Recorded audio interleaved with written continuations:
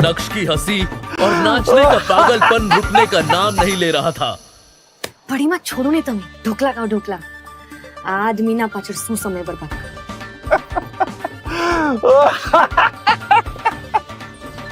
सुबह से शाम हो गई, लेकिन रह रहकर नक्श का पागलपन अभी भी जावेरी खानदान के घर में सुनाई दे रहा था। वो अलग बात है कि अब उस पागलपन को सुनने वाला कोई नहीं था। अचानक नक्श को ऑफिस में देखकर भानुशाली ग्रुप के एम्प्लॉयज शॉक्ड हो गए। अरे देखो देखो, ये तो नक्श है ना, लेकिन ये यहाँ क्या कर रहे हैं? मैंने तो सुना है कि आजकल ये गरीबों से भी बदतर जिंदगी जी रहा है। अभी लोगों के बीच में कानाफूसी चल ही रही थी कि तभी एक आदमी ने कहा, मुझे लगता है कि ये बड़े साहब से नौकरी मांगने आया होगा। एक तरफ भानुशाली ग्रुप के कुछ लोग नक्श का मजाक बना रहे थे, तो दूसरी तरफ कुछ ऐसे भी लोग थे जिन्हें नक्श के डैड पर बहुत भरोसा था और वो सभी नक्श को देखकर बहुत खुश थे। अब आया है ऊट पहाड़ के नीचे, यही सही समय है और इन्हें मेरी जरूरत भी है, मजा आना चाहिए। कैबिन में बैठे यशवर्धन को भी नक्श का बड़ी बेसब्री से इंतजार था। अब यशवर्धन, भानुशाली और नक्श एक दूसरे के आमने सामने खड़े थे, लेकिन दोनों में से किसी के भी मुंह से एक शब्द भी बाहर नहीं निकल रहा था। यशवर्धन और नक्श की इस मीटिंग को देखकर ऑफिस के बाकी एम्प्लॉयज भी हैरान हो गए कि अब आगे क्या होगा। चलो आओ अंदर, आराम से बैठ के बात करते हैं। नक्श बेवकूफ नहीं था। यशवर्धन के इस इशारे को वो अच्छे से समझ पा रहा था। नक्श जो कल तक चित्रा और अनीका के ताने सुन रहा था, वो आज भानुशाली ग्रुप के चेयरमैन के आलीशान कैबिन में बैठा हुआ था। नक्श बेटा कैसे हो? तुम्हें हमारी याद नहीं आई? नक्श को यशवर्धन, भानुशाली की भावुक बातों से कोई फर्क नहीं पड़ रहा था, क्योंकि उसे पता था ये सब एक दिखावा है। जिस काम के लिए आपने मुझे यहाँ बुलाया है, जो बात करने के लिए आपने मुझे यहाँ पे बुलाया है, उसकी बात करें। ये सब बातें तो आप कल भी फोन पे कर चुके हैं, है ना मिस्टर भानुशाली? नक्श बेटा, तुम मेरे पोते हो और मैं समझ सकता हूँ कि तुम ऐसा क्यों करो। गलती मेरी है और उसकी सजा भी मुझे मिलनी चाहिए। और मैं तुम्हें बता दूं कि कई सालों से मैं हर रोज उस गलती की सजा भुगत रहा हूं। मिस्टर भानुशाली, ये बात हम दोनों अच्छी तरह जानते हैं कि ये सब बातें करने के लिए तो आपने मुझे यहाँ पे बुलाया नहीं है। तो प्लीज ना आप अपना वक्त जाया कीजिए, ना ही मेरा। जो बात करनी है कीजिए, वरना मैं निकलूं। नक्श प्लीज प्लीज मत जाओ। इस भानुशाली ग्रुप को तुम्हारी जरूरत है, मुझे तुम्हारी जरूरत है। मैं चाहता हूं अपने पापा की तरह तुम इस कंपनी को संभाल लो। क्या तुम अपने दादा को माफ नहीं करोगे? वैसे तो नक्श को बहुत गुस्सा आ रहा था, लेकिन उसके पास भी यही एक मौका था जहां वो खुद की जिल्लत भरी जिंदगी को बदल सकता था। यही सोचकर उसने अपने कदम पीछे ले लिए। मैं जानता हूं बेटा कि कुछ सालों पहले मैं तुम्हारे पापा के साथ बहुत सख्ती दिखाई। अब मैं उस गलती को सुधारना चाहता हूं। तुम्हारे पापा ने जिस कंपनी को जिस ऊंचाई तक पहुंचाया है अपना खून पसीना एक करके, अब वो डूबने के कगार पे है। मीडिया वालों ने भी बात का बतंगड़ बना दिया है, जिस वजह से हमारे क्लाइंट भी जाने लगे। नक्श ने अपने दादाजी को इतना लाचार और असहाय आज से पहले कभी नहीं देखा था। मगर नक्श भानुशाली ग्रुप के सीईओ दर्पण भानुशाली यानी अपने चाचा को बिल्कुल भी पसंद नहीं करता था। अपने दादाजी की बात सुनकर नक्श को उन पर दया आने लगी।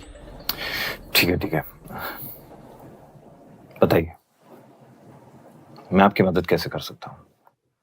मैं चाहता हूं कि कंपनी तुम संभाल लो और अपने पापा की तरह इस कंपनी को चलाओ। तो आप चाहते हैं कि मैं ये कंपनी ज्वाइन कर लूं, मतलब अपने चाचा के अंडर काम करूंगा, है ना? लेकिन नक्श के यहाँ आने का मकसद कुछ और भी था। वो अपने दादाजी की बात में आकर किसी भी बात पर हाँ करने के लिए तैयार नहीं था। दरअसल दादाजी, बात आपकी कंपनी और आपके फायदे की है। तो ये रिश्ते, नाते, पछतावे जैसे शब्दों का इस्तेमाल नहीं करते हैं, इसे पीछे छोड़ देते हैं। आपकी मदद करने के लिए मैं तैयार हूं, लेकिन बदले में आपको भी कुछ ऐसा करना होगा जिससे मैं खुश हो सकूं,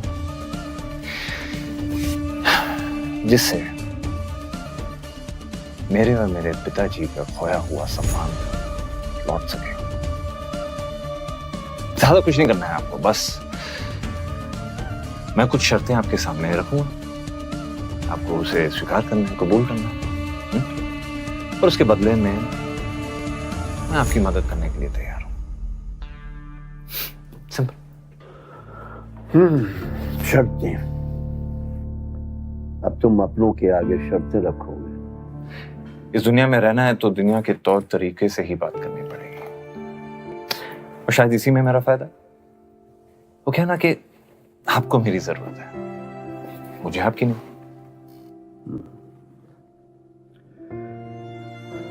ठीक है, तुम्हें मुझसे क्या चाहिए? ये आपने की ना फायदे की बात। सबसे पहली शर्त, अब इस कंपनी में मैं दोबारा तभी लौटूंगा जब इस कंपनी का सीईओ मैं बनूंगा, ठीक उसी तरह जिस तरह मेरे चाचा ने मेरे पिताजी की जगह ले ली थी। मैं ये बात तो जानता था कि आपने मुझे भानुशाली ग्रुप ऑफ इंडस्ट्रीज को बचाने के लिए नहीं, बल्कि चाचा की कंपनी को बचाने के लिए यहाँ पे बुलाया, लेकिन आपको अपनी गलती का जरा सा भी अफसोस नहीं हुआ। ऐसी बात नहीं है बेटा, लेकिन अच्छा ये बताओ तुम्हारी बाकी की शर्तें क्या हैं?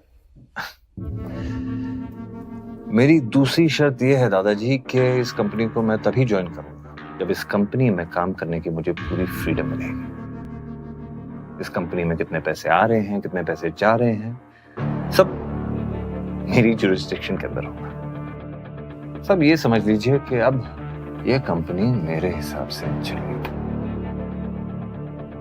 तुम्हारी शर्तें सुनकर लग रहा है कि जैसे कि तुम मुझसे कोई बदला ले रहे हो।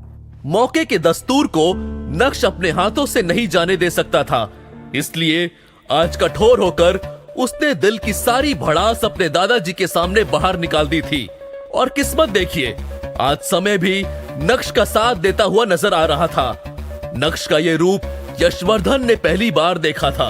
उन्होंने तो नक्श को बहुत सीधा साधा समझा था और उन्हें लगा था कि नक्श से बात करना बहुत आसान होगा, लेकिन मिलने के बाद उनकी सोच पूरी तरह से गलत साबित हुई थी।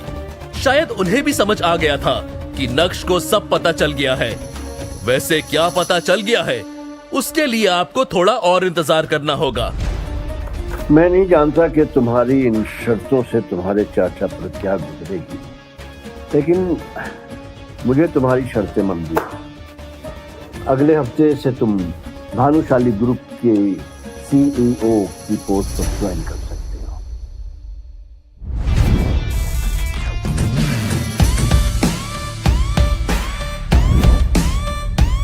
बात खत्म होते ही यशवर्धन ने सर झुका लिया, लेकिन नक्श भी वहां पूरी तैयारी के साथ आया था। इसलिए नक्श ने अपने दादाजी के सामने एक अग्रीमेंट पेपर रखा और उसे साइन करने के लिए कहा। ये क्या है? क्या तुम्हें मुझ पर भरोसा नहीं है? अब जो कुछ भी मेरे परिवार पे गुजरा है उसके बाद तो आपके साइन पे ही मुझे भरोसा है। वैसे आपके लिए भी कॉपी लेके आया हूं, बस ज्यादा सोचिए मत, फॉर्मेलिटीज को पूरा करते हैं। आखिरकार हूं तो मैं आपका पोता ही, है ना? और अपने पोते के लिए इतना तो कर ही सकते हैं, और इस बहाने शायद आपका पछतावा थोड़ा कम हो जाए।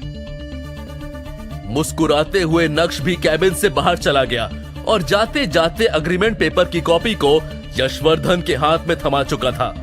4 साल पहले कॉलेज पास आउट होने के बाद जब नक्श ने अनिका के पापा के साथ काम करना शुरू किया था, तब सिर्फ अनिका के पापा ही थे जो ये जानते थे कि नक्श का पूरा नाम नक्श भानुशाली है।